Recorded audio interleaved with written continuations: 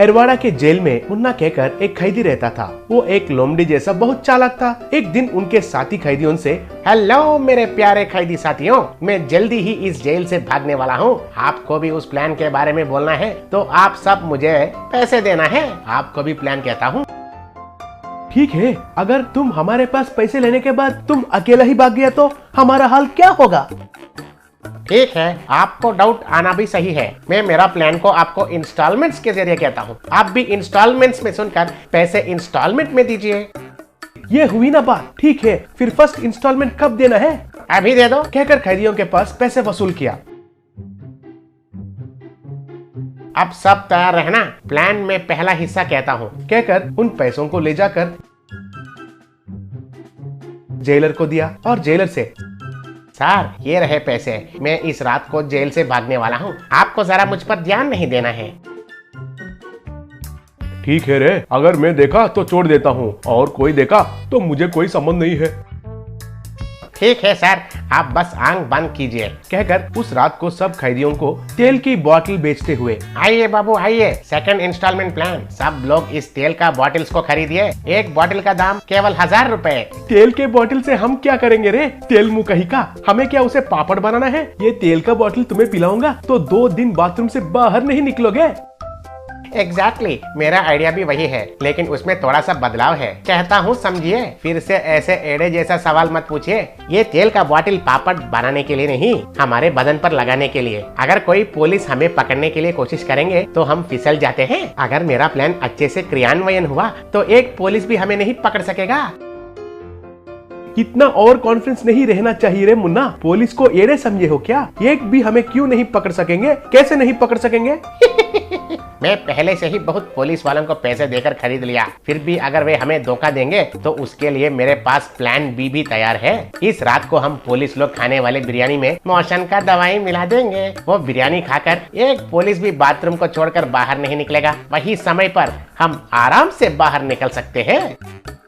अरे super Munna super, तुम्हारे sketch तो बढ़िया है। इस स्केच को बनाने में कितने कलर पेन्स का इस्तेमाल किया है तुमने? स्केच तो बहुत थ्रिलिंग लग रहा है। ओके ओके, आपका प्रशंसा बाजू में रखिए। जेलमेट्स, अब हम पुलिस के खाने में मोशन का टैबलेट्स को मिलाएंगे। चलिए। कहकर धीरे से रसोई में जाकर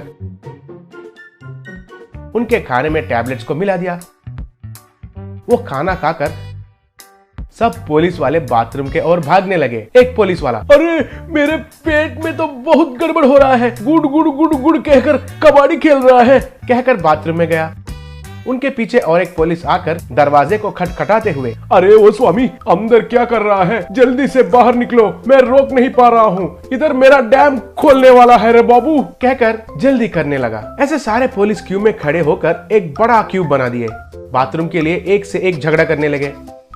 इतने में एक पुलिस, अरे बाप रे, इस बाथरूम के लिए इंतजार करके मेरा पैंट खराब हो जाएगा लग रहा है, मैं जाकर उन कैदियों का बाथरूम यूज करता हूँ, कहकर उधर भागने लगा।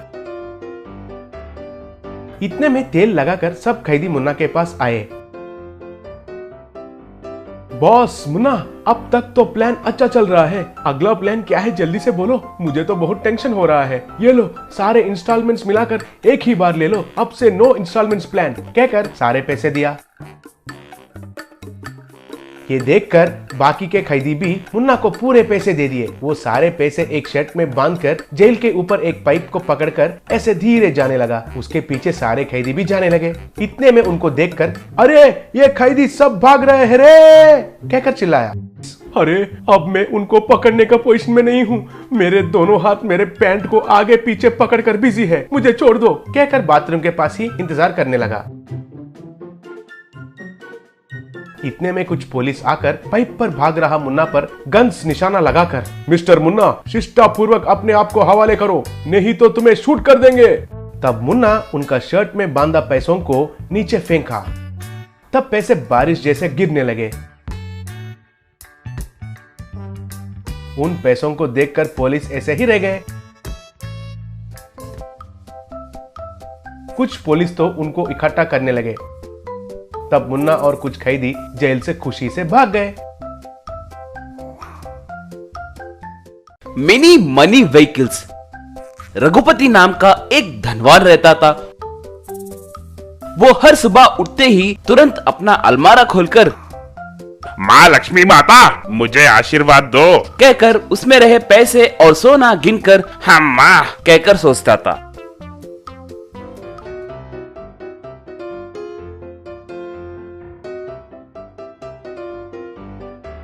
एक बार हरदम के जैसे ही रघुपति अलमारे में से पैसे गिनने लगा, तब उसकी पत्नी आकर, ओ जी, आप यूँ हरदम पैसों की गिनती क्यों करते हो जी? हर सुबह बिना उन पैसों को देखे आपका दिन नहीं गुजरता क्या? कभी आपने मेरी खूबसूरत चेहरा देखा है क्या? सुबह सुबह तुम्हारा मुंह देखने से मुझे क्या मिलेगा री, मगर पैसों को देखूं तो मेरे दिल को तसल्ली मिलेगी। ऐसे आदतों के वजह से ही पिछली बार नौकर चोरी करने के लिए कोशिश किया था। हम खुशकिस्मत थे जो हमारे पैसे चोरी नहीं हुए। अगर गए होते तो हमारी स्थिति क्या होती थी, सोचा है क्या आपने? अब झगड़ा क्यों कर रही हो? इस बार नौकर को हम दोनों उसके बारे में पूछताछ करके ही काम पे रखेंगे, ठीक है क्या? उसी गांव में बंटी नाम का एक मासूम व्यक्ति रहता था। एक बार काम ढूंढते हुए बंटी रघुपति के घर आया। श्रीमान, माँ नमस्कार, मेरा नाम बंटी है। मुझे पता चला है कि आपके घर में नौकर की जरूरत है। क्यों रे, एक बार इसका हिसाब देखो। माफ कीजिए सब, मैं गिनती करना नहीं जानता हूँ। रघुपति तुरंत अपनी पत्नी की ओर देखकर, ये क्या री, ये तो बहुत मासूम आदमी लग रहा है, ये हमें जरूरत है क्या? रुकिए जी, हम दोनों के पास काम करने के लिए यही सही है। वो नहीं री, ऐसे कुछ कहने ही वाला था। आप रुकिए जी, पिछली बार होशियार आदमी है कहकर उसे काम पे रखे थे। वो अपनी होशियारी चोरी करने में दिखाया है ना, हमारे लिए यही सही है जी। कहकर बंटी, कल से मालिक के साथ रहते हुए उनके कहे जैसे करो, कल से ही काम करने आ जाओ। ऐसे बंटी रघुपति के घर में काम पे लग गया। अगले दिन रघुपति हरदम के जैसे ही नींद से उठकर अलमारा खोलकर पैसे सोना गिनने लगा। अलमारा बंद करके पीछे मुड़कर देखा कि बंटी उसके पीछे ही खड़ा था। वो देखकर रघुपति दंग रह गया। रे छी निकम्मे, मुझे डरा दिए हो ना। वैसे तुम यहाँ क्या कर रहे हो? ये क्या जी, माँ जी ने कहा था ना कि आपके साथ रहकर आपका पीछा करने के लिए, इसीलिए मैं आपका पीछा कर रहा हूँ। ठीक है, हमारे पास इतने पैसे हैं कहकर किसी को मत बताना, नजर लग जाएगी। आप भी ना सर, आप ऐसे डरे तो कैसे जी? आप बहुत मेहनत करके इतने पैसे कमाए होंगे ना। अगर मैं आपके जगह होता तो पैसों से एक पैंट एक शर्ट सिलवाकर पहन लेता। उतना ही नहीं, अपना बिस्तर भी पैसों से तैयार करवाता और उस पे सो जाता। बंटी का आइडिया पसंद आने की वजह से अगले दिन रघुपति पैसों का शर्ट और पैंट पहनकर पूरा गांव फिरने लगा। रात में भी पैसों से बिस्तर तैयार करके उसके ऊपर सोने लगा। एक बार बंटी रघुपति के बच्चों से खेलने लगा।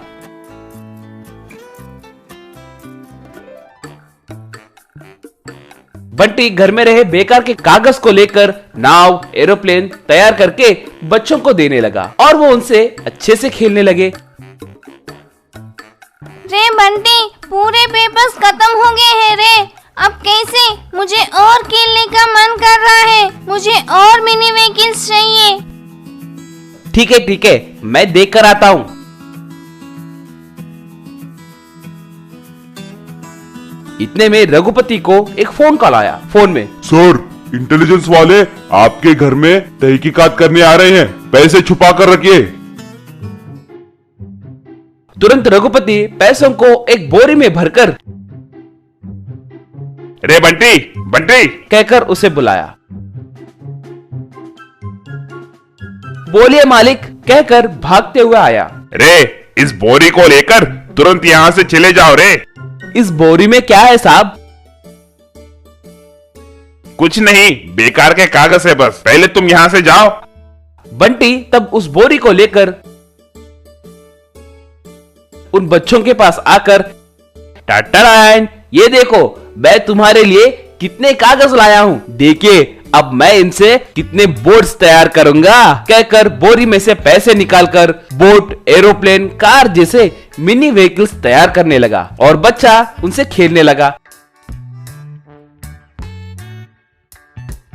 इतने में पुलिस वाले आकर रघुपति के घर में छानबीन करने लगे, मगर उन्हें कहीं भी पैसे नहीं मिलने के कारण सॉरी सर, शायद हमें किसी ने गलत जानकारी दिया है। आपको तकलीफ देने के लिए हमें माफ कीजिए, कहकर वहां से जाने ही वाला था